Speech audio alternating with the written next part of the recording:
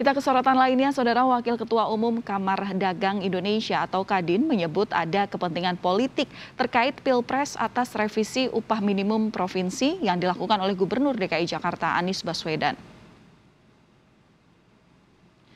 Pernyataan Wakil Ketua Umum Kadin Bidang Ketenagakerjaan Apindo, Adi Mahfudz, disampaikan untuk menanggapi revisi UMP DKI Jakarta yang dilakukan oleh Anies Baswedan. Indikasi motif politik ini disebutkan karena Anies sebelumnya pernah meminta Menteri Tenaga Kerja untuk mengubah formula penetapan UMP tahun 2022.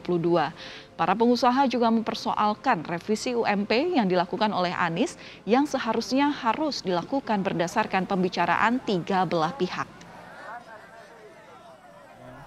Hanya di hubungan industrial dalam arti fungsi ketenagakerjaan kita, itu regulasinya dalam menetapkan upah minimum itu harus sekali lagi, harus berdasarkan kesepakatan bersama hubungan tripartit.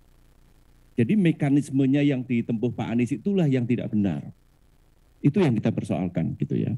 Makanya terus dampak implikasinya ke kami, ke dunia usaha, dunia industri, itu sangat luar biasa dampak. Pak izin tanya apakah pengusaha melihat revisi ini ada sangkut pautnya dengan kepentingan politik? Oh jelas gitu ya. Itu jelas.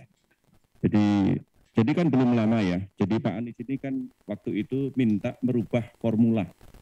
Ini tidak bermaksud menandingi Pak Anies, tidak.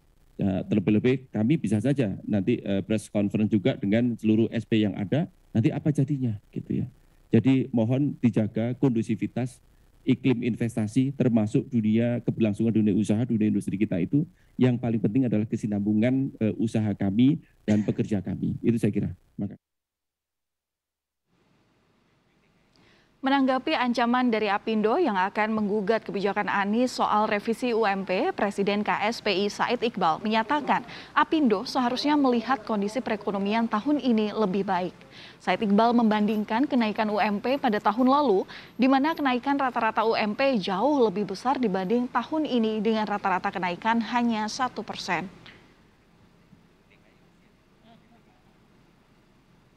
Jadi ekonomi tahun lalu lebih buruk dari tahun ini, naik upah minimum 3,14%.